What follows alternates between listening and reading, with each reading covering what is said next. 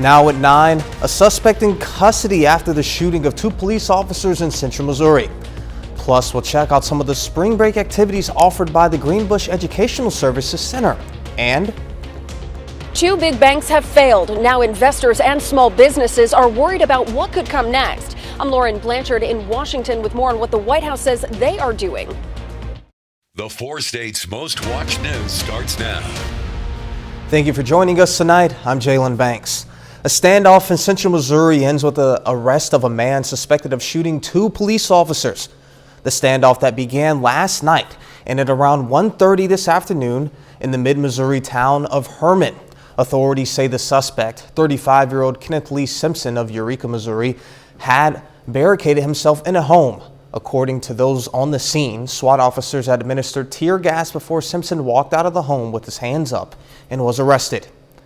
The shooting happened last night. It began at Casey's General Store in Herman. Police were called there to investigate a disturbance. Authorities believe Simpson shot both officers, then fled in a car. 34-year-old Detective Sergeant Mason Griffith died from his injuries overnight. 31-year-old Officer Adam Sullentrup remains in critical but stable condition. Court records show Simpson had a long criminal history dating back to 2004 with several current pending cases. He has been on the run from authorities since last April. And now to weather, Chief Meteorologist joins us with the first look. Well, it turned out to be a cold one for us today. Temperatures struggled to warm up all day long. At least we got some sunshine, but we started at 22, so it was a cold start. 41 was our high, but we should be topping out nearly 60 for this time of the year. We do have a weak little wave, which is down through parts of Oklahoma, some clouds, some showers. This is going to stay south of us.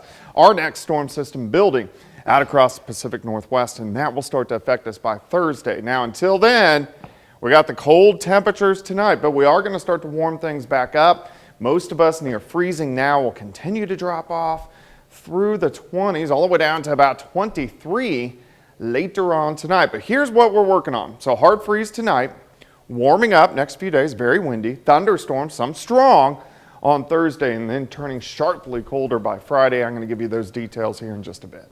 All right, see that. A Southeast Kansas school is improving its mental and medical health services offered to students. KOAM Shagun Bamdali has more.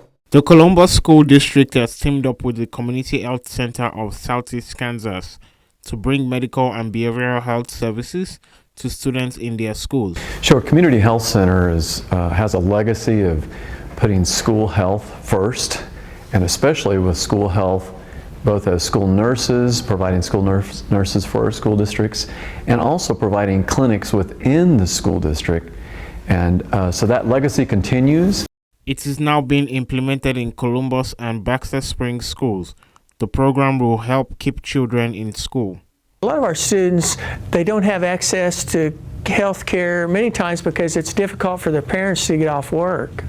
If their parents take off work, they don't get paid, and so maybe they don't take their child to the doctor. But with our program here, the parents can actually grant permission for the student to see a doctor here at the school. The healthcare services is not only restricted to students. Healthcare service is also offered to the staff in the school. And as you know how shorthanded schools are in our workforce, it allows them to stay and receive medical supports at work. The school district says students will not be financially responsible for any medical services they get, although they will charge their insurance if they have one. Reporting in Pittsburgh, Shagun Bamdele, KOAM News. Starting this fall, the Community Health Center will have 10 medical clinics in schools in Southeast Kansas and Oklahoma. The Joplin Humane Society is getting into the Easter spirit. They're hosting their annual treat-stuffed Easter eggs hunt event for local residents. The Humane Society sells eggs stuffed with treats for pets and kids within a 10-mile radius of the shelter. It's available on Easter weekend, and residents can choose whether they want to be egged on April 7th or the 8th. It's really a great opportunity for us to do something fun within the community while supporting the shelter financially and helping take care of the thousands of animals we care for each year. You can pay to have your eggs delivered to your house, 100% of the proceeds will go to the care of the homeless animals at the shelter. You can find pricing of different egg amounts on the KOAM News app. Tomorrow is National Pie Day. The Joplin Humane Society wanted to take part, so they teamed up with Papa Murphy's for a special promotion. Starting tomorrow and going through Sunday, all big dogs and adult cats will have a $14 adoption fee. Also, adopting one of the first 50 pets through this promotion will get you a free one-topping pizza from Papa Murphy's. That's not the only promotion they have through tomorrow. So we're trying to get some awareness out there that we are in need of the dry, crunchy dog food. That's where, that's where it kind of stemmed from. So getting the word out there that we're needing it. The dog food drive will last from 1 to 5 p.m. tomorrow. American Legion Post 13 in Joplin has an important reminder. Don't throw away tattered and worn flags. It can be considered disrespectful to throw out an old flag. Post 13 has a box you can find on the southwest corner of 8th and Joplin. They set it up as a means to allow for the retirement and respectful disposal of worn out flags. President Biden is in California today to meet with the British and Australian prime ministers.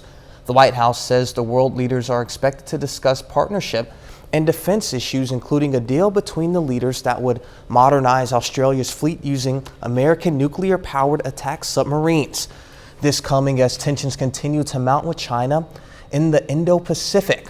President Biden heaping praise at his international counterparts. President Biden says the American banking system is safe, and those who relied on the two banks which recently went under will be protected. His assurances, however, aren't calming all fears, as more banks could be on the brink of collapse. Fox News correspondent Lauren Blanchard is in Washington with more.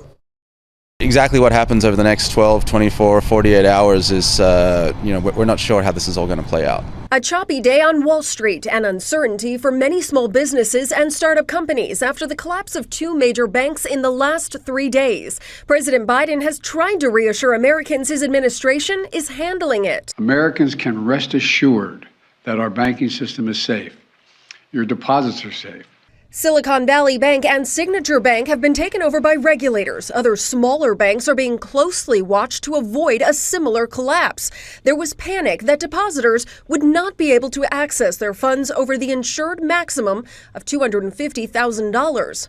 But after emergency moves by the Treasury, the funds have been made available Monday. Unlike the 2008 bank bailout, President Biden says this one is not pulling from taxpayer money. No losses will be borne by the taxpayers. Instead, the money will come from the fees that banks pay into the Deposit Insurance Fund. The president also promised there would be an investigation into what caused the second and third largest bank failures in U.S. history. My understanding is this bank was making longer-term investments and wasn't ready for the spike in interest rates caused by the Fed raising discount rate. The FDIC is transferring all the deposits and assets of Silicon Valley and Signature banks to a new FDIC-operated bridge bank. In Washington, Lauren Blanchard, Fox News. Coming up, we'll hear about some tips that you can use to help control your spring allergies. Millions suffer from seasonal allergies in the U.S., and a new report finds climate change is likely leading to a longer pollen season and worsening allergies. Maddie Gaither has more on the data and what you can do to protect yourself. Spring is in the air, and if you're already overwhelmed by allergies, you're not alone. The pollen is going to be in the air even longer, and it's happening earlier as well. According to a new Climate Central report, weather and climate trends are worsening allergy season. The data shows earlier spring and longer periods of freeze-free days for parts of the U.S. have meant that plants have had more time to flower and release allergy-inducing pollen. What happens in a warmer world, you have a longer growing season. And so these areas with the green dots, this shows 60 or more days change with the longer growing season. The CDC says people with respiratory illnesses like asthma may be more sensitive to pollen. Exposure has been linked to asthma attacks and more people being admitted to the hospital for respiratory problems. To reduce your exposure when pollen counts are high, start taking allergy medicine early. Close doors and windows and avoid outdoor activity in the early morning when pollen counts are highest. Remove clothes you've worn outside and shower to get the pollen off of your skin and hair. This is Sleep Awareness Week, and if you're scheduled to get a vaccine for COVID-19, the flu, or anything else, sleep could be critical to the effectiveness of the shot. That's the takeaway from a new study that found not getting enough sleep may decrease a vaccine's impact, especially for men. Researchers found that sleeping less than 6 hours the night before getting the shot may limit the body's response to the vaccine. That would result in reduced protection against the virus or bacteria. Sudden, unexpected infant deaths for black babies is on the rise. According to a study published in Monday's Pediatrics Journal, the SUID rate for black infants in 2020 was nearly 3 times higher than the rate of white babies. Also in the year 2020, black infant deaths rose above American Indian infant deaths. Roughly one out of every 6 infant deaths were considered sudden or unexpected. Among the causes of death, accidental suffocation or strangulation while in the crib. And Doug is back with a complete look at the forecast, and later we'll take a look at a new report that may make you rethink how many times you reuse your grocery bags.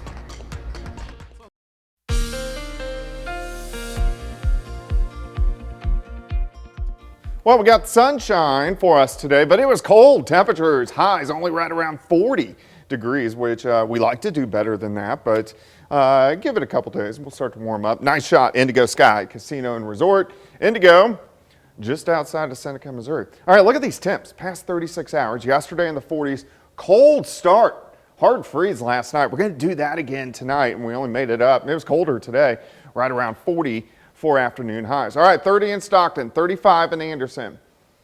Grand Lake sitting at 37. Pittsburgh's at 31, it's 35 in Chanute, but everybody's going to drop back lower 20s later on tonight. So let's go outside. In Joplin, sitting at 33. Humidity is at 61%. We do still have pretty much clear skies. We do have some clouds far southwestern counties. We have this weak little wave that's kind of pushing through southern parts of Oklahoma. This is not going to affect us. That's our next storm system that will affect us by the time we head into Thursday. Until then, we're pretty quiet. Our temperatures will start to warm up over the next couple days. All right, a cold start, lower 20s during the morning hours. Mostly sunny skies tomorrow, a little bit better. We get upper 30s, lower 40s by noon. And I think most of us kind of in that 50 to 52 degree range for afternoon highs, which we can handle. The southerly winds really increase tomorrow night, so that keeps us from dropping off too much. Mid 30s. For overnight lows, and then check this out. By Wednesday, we shoot into the 60s. Yeah, we're going to have a lot of clouds. It's going to be windy, but we go into the 60s. Clouds continue to thicken up as we go into Thursday morning, as we only drop back into the 50s. And this is the start of our next storm system, which will start to affect us. All right, look at our numbers tomorrow. So we get above 30 at about 9, 10 a.m., and then we rise into lower 50s late in the afternoon, which is good. You can see we have plenty of sunshine. The winds are really going to get moving over the next few days. By Wednesday, we're going to have winds gusting 25 to 35, but Wednesday night, they're going to get up in that 40 to 45 mile per hour range.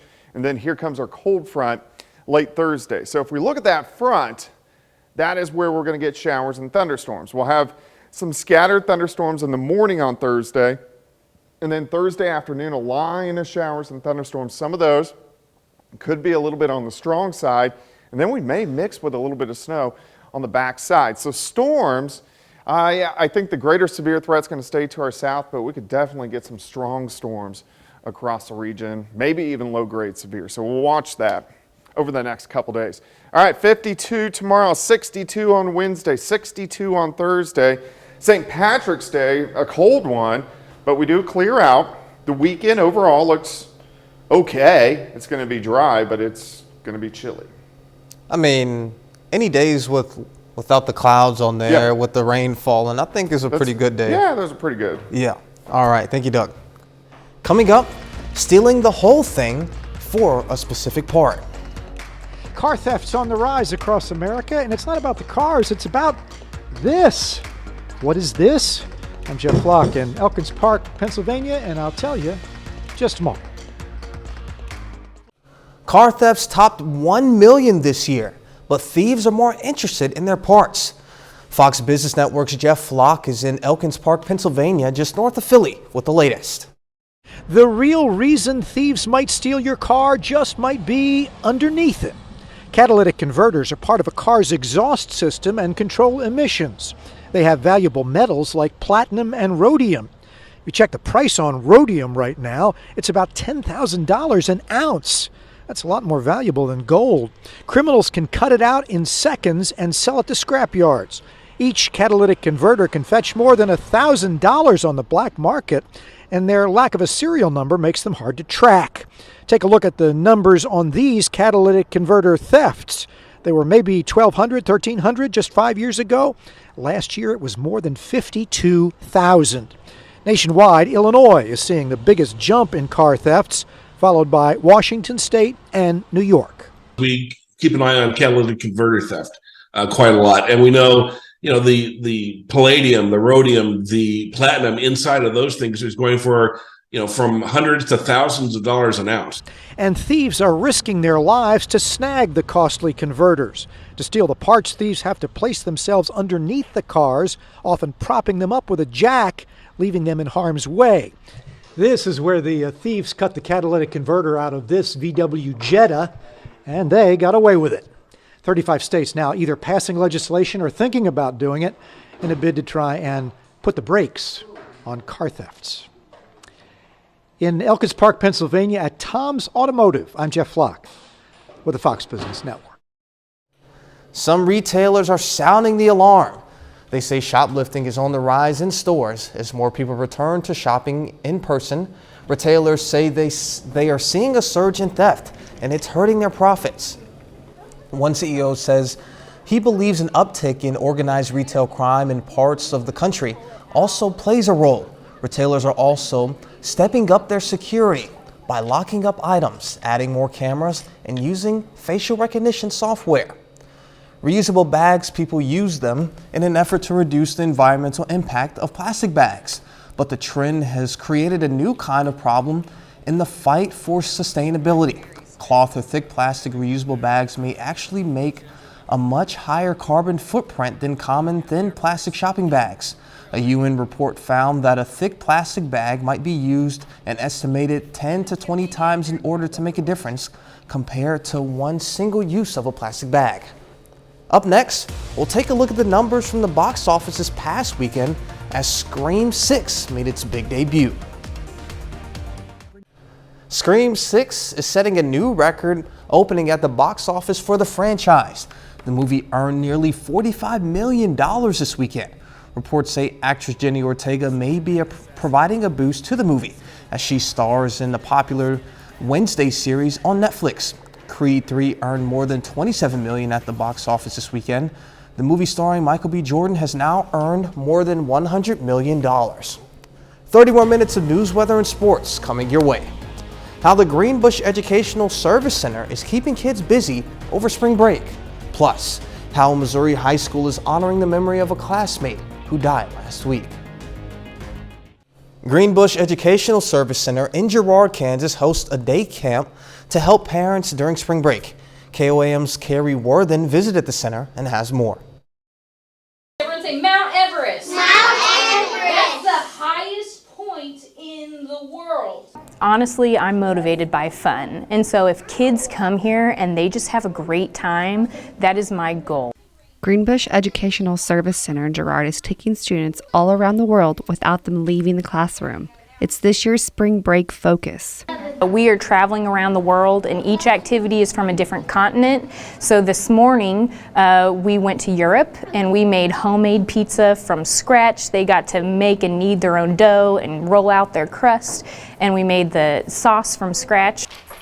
Learn how to make pizzas? I didn't like it, so I'm taking it home for my mama. Sisters Riley and Millie Brisbane are just two of the kids who are attending Greenbush's camp. I was excited. The This Monday morning is busier than the first day for spring break camp is usually. Due to the popularity of the program, Greenbush added a session.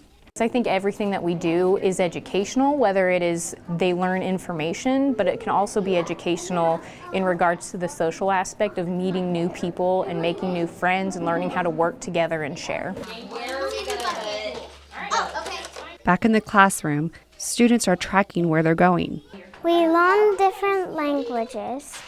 Learn how to talk Spanish. Letting them learn and globetrot without leaving town. In Girard, Carrie Worthen, KOAM News.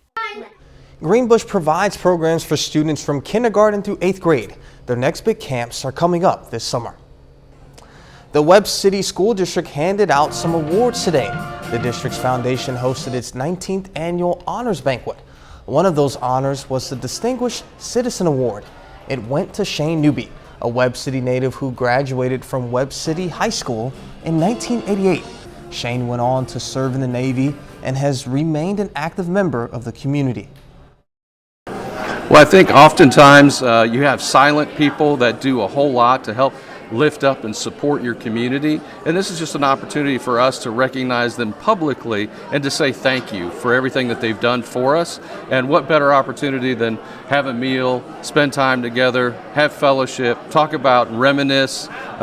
It's just a great experience to be able to lift them up and support them and really say thank you for what they've done. The Webb City Schools Foundation was created in 2004 to be the philanthropic arm of the district. The city of Girard, Kansas is trying to find a sanitation service for the city. Right now, residents can pay for private trash services, but the city doesn't offer its own. The city council met today to work on a resolution that would allow them to look into contracting a service to work for the city. The council will host an open forum about the resolution on the 27th.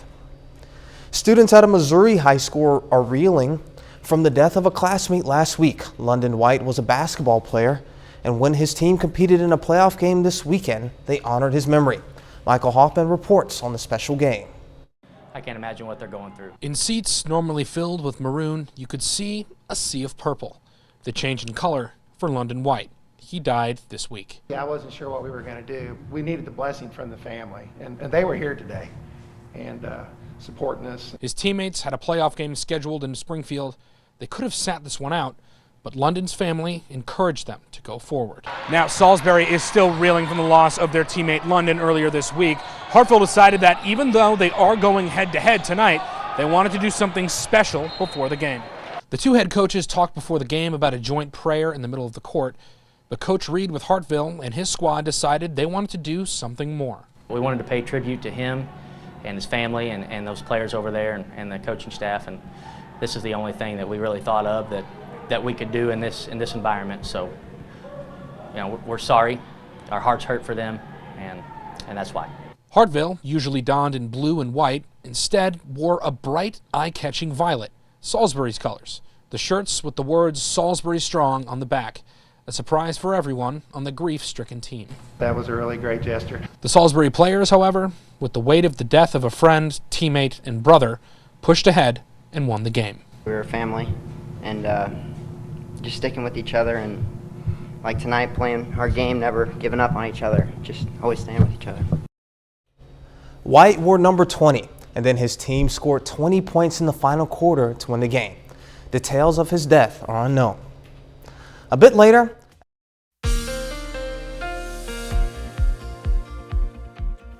well, it definitely turned out to be a sunny Monday, but a cold Monday. High temps only right around 40 degrees, so it's going to be a cold night.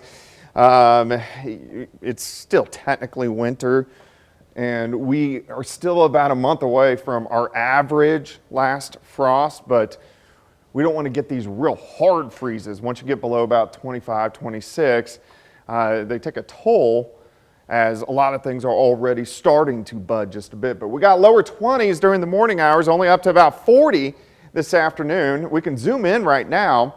Yates Center's at 32, Pittsburgh's at 31. We got Veneta 37. We got Neosho at 33 degrees. Nevada's already down to 29 degrees. Here's 7th, here's Rangeline. Looks okay. We have the clear skies. It's just cold across the area.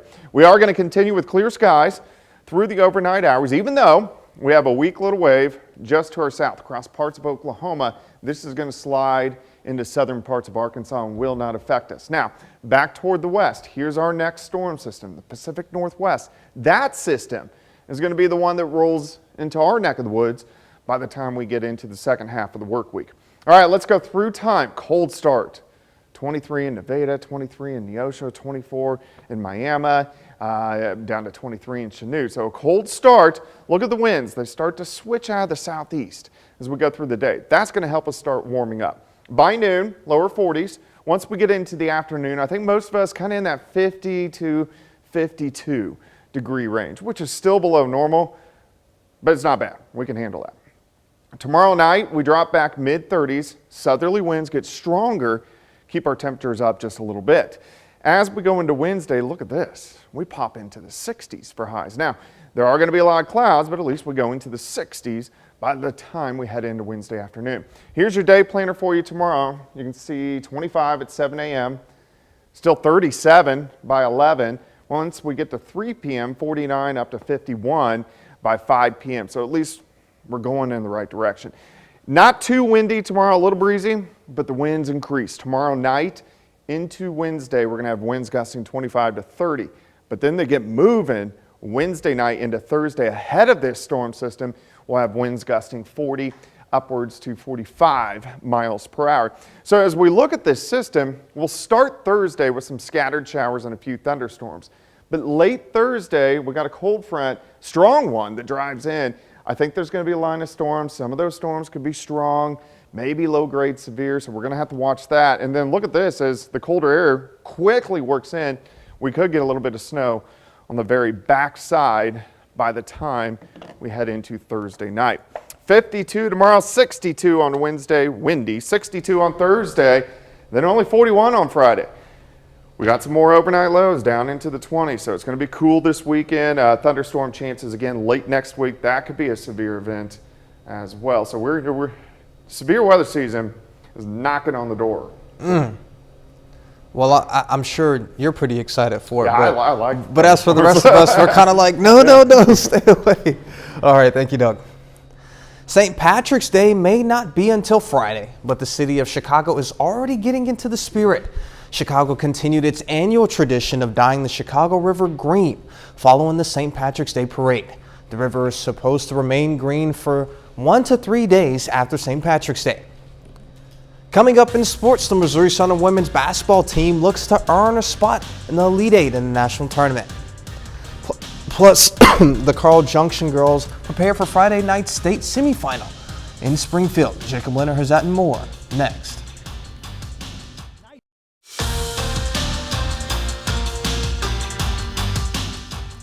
The Missouri Southern women's basketball team is still alive in the Division II national tournament. The Lions are in Minnesota this evening, playing for a regional championship for the first time since 1994. Amber Jenkins catches up with fans gathering tonight in Joplin to cheer the Lions on in the Sweet 16. The Lions Den is full of excitement as alumni, students, and the alike gathered to watch the Lions battle it out in the NCAA regionals. I mean, I wouldn't say that we're surprised just because I know that we've got a great team. The coaches are amazing. The girls are all so supportive of each other, like a fantastic team just to be a part of. And I think that that's carried them through a long way. This is MSSU's third appearance in the NCAA Regional Championship. Now, their last appearance was almost 30 years ago. Been here for 4 years. I've gotten to see them grow and get to know a lot of the girls, and they're all amazing. I didn't start supporting MSSU till I got here, but I mean, I've been their biggest fan since I've started, yeah. This is the second watch party the university is hosting. The game is better with friends and outside the dormitory. If it wasn't for the watch party, I'd probably just watch it at my house all by myself. So I love that they bring us out here. They got like free food and stuff, so it's pretty awesome. I went to the last watch party too, and it was a blast. It was so exciting in here. Whatever the final score ends up being, MSSU is eager to parade its Lions around. No matter what, we're just proud of those young ladies and what they do for Missouri Southern and our community. Reporting in Joplin, Amber Jenkins, KOAM News. Thanks, Amber. Now to the actual basketball game tonight. Missouri Southern faces Central Region host and #1 seed in the bracket, Minnesota Duluth, this evening. Now, the winner of this one moves on to the Elite Eight in St. Joe, Missouri. First quarter, Lane Skiles open for three. She knocks it down. 12 points tonight for Skiles. Chrislyn Jones, also a big game. 3 of her own here. Jones scores 18. Then it's Lacey Stokes, buries the deep ball. Southern jumps out to an 18-point lead at halftime. We'll go to the fourth quarter now. More from Lacey Stokes. Spins and connects in the lane. 22 points, 10 rebounds for Stokes. Lions up 14 with 6.5 to play. But under 30 seconds left, lead down to just 2. Ella Gilbertson, clutch 3 for Duluth. That puts the Bulldogs up 1. Lions still got a chance though. Jones drives, it is off. Maya Johns has a chance for the putback, but it also bounces away, and that is it. Duluth comes all the way back and beats Missouri Southern 77-76. The Lions finish the season with a 29-7 overall record. The Carl Junction girls are back in the Final Four in the Missouri Class 5 state bracket. Carl Junction will play Friday night in the state semifinals, facing the Notre Dame Bulldogs out of Cape Girardeau. Now, Carl Junction has won 24 straight games heading into Friday. So these two teams both finished the regular season ranked in the top 10 in the state. Carl Junction #1, Notre Dame #8. So Friday, it's no doubt 2 of the best in the state, with only one of them moving on to the Class 5 title game. Traditionally rich basketball team and program. They just do a lot of nice things. They're on a roll right now, and so are we. So it'll be a battle, and we'll have to play well. We're going to have to make sure we rebound and end possessions early. It is just so exciting to finally be getting to play in this game, and this has been our goal the entire season. Since last year didn't end the way we wanted it to. This year, that has just inspired us to work hard every single day, and just to be here is just an amazing feeling. Missouri Southern pitcher Cole Woods has been named the MIAA Baseball Pitcher of the Week. Woods had a great night on the mound Friday in Game 1 of the Lions' 3-game series against Central Oklahoma. Woods actually took a no-hitter into the 9th inning Friday against the 5th-ranked Broncos. He finished the game throwing 8 complete innings, allowing just 1 hit and striking out 9. Southern won that game 5-4. Woods is 4-1 in 6 starts this season and is 5th in the MIAA with 39 strikeouts. Local college softball here. Pitt State plays a doubleheader against Lincoln today, looking for their first conference win of the spring. Game 1, Gorillas roll 12-3. Kylie Boley goes 2 for 4 with a grand slam. Keela Griffith 3 for 3 in this one with a double and a pair of RBIs. Then in Game 2, Pitt State trying for the sweep. They do it in a shutout, 8-0. Hannah Harrison throws 5 shutout innings, allowing just 2 hits.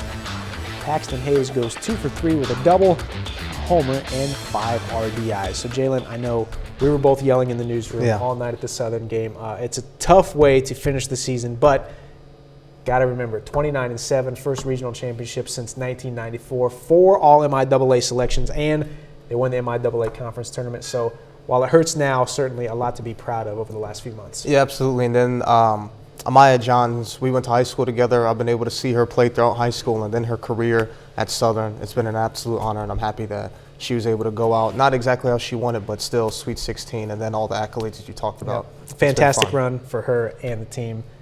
Unfortunately, it has to end sometime. Yeah, I know. That's it with sports. We're back with more after this. Hockey fans in Boston are in luck. Now some of them can place their bets while watching the game. Fox's Julianne Lima has more. Alex and Alan Kondratev may not agree on a team. I'm a longtime Bruins fan. He's from Detroit. But they do agree on one thing. I love stakes for a game. So if there's a bet going on, then I like it. It's more fun when you have something on the line, even if it's friendly. For the first time ever this weekend, Bruins fans could bet on the game using their cell phone while watching it live right here at the TD Garden. I think it just adds that extra dimension of, like, you're participating. You're making predictions, guesses of what's coming next. DraftKings North America president and co-founder Matt Kalish says mobile sports betting is off to a spectacular start, with wagers that range from pennies to millions. People make bets as low as 10 cents, so it's not like it costs a lot of money to try it. And it makes the games a lot more interesting. The Boston-based company has been in business for a decade and can now operate a sports book in their home state. I don't think anybody will understand the Massachusetts consumer better than us. So far, 6 sports betting apps are live and active in Massachusetts. 3 more are expected to launch in the next year, and people are ready to get in on the action. I think it brings like a little extra to the game. Even if you're not like rooting for the guys, you're kind of rooting for them because they could win you some cash. Hey, if I could win money, we already have a bet going on lobster rolls for the game. So if the Bruins win, he owes us lobster rolls. So if I could make more money on the Bruins winning today, then yeah, I would definitely do it. Coming up, how a waiter from Charleston was surprised with a large tip from a familiar face. You've probably seen it posted before on social media, a waiter receiving a huge tip. But this waiter couldn't believe his good fortune when it happened to him. Josh Cristianto has a heartwarming story. Jordan Schaefer was working his usual Sunday shift at Charleston's in West Omaha when the day got a bit more exciting. I was told that I had a party of 18 coming in, and I was like, oh, okay, cool. That's always fun to have. It turned out to be an entourage for singer and pop star Jason Derulo. And I was like, seriously? What the heck's Jason Derulo doing in Omaha? In fact, Derulo recently bought a stake in a new upcoming Omaha women's volleyball team and wanted a bite to eat. Schaefer didn't think it would actually happen. Soon enough, though, Derulo walked in through the front door, along with his family and business partner. It went as perfect as it could have. Charleston's is really into teamwork, so my coworkers really just kind of helped me make his experience as perfect as it could have been. Schaefer didn't realize, however, that it was about to become an even more unusual day, the moment captured in this TikTok video. Wow, my heart's beating. You guys are really awesome. I couldn't believe it. Like, seeing $5,000 written out on the check was just, it was like heart-stopping, It's something Schaefer had only seen online, a celebrity tipping an outrageous sum to a hard-working food staffer. To see it happen to myself is just kind of bewildering. Now, he says he can put the money toward paying for school, and he can't thank Derulo enough. Tuition was actually due last week, and I hadn't been able to pay it. And so getting that money just really took a lot of stress out of my life. And that's our time for tonight, and thank you all so much for joining us. But before you go, we'll leave you with the video of a baby sloth at the Stone Zoo in Massachusetts. Be safe, and we'll do this all again tomorrow. See you then.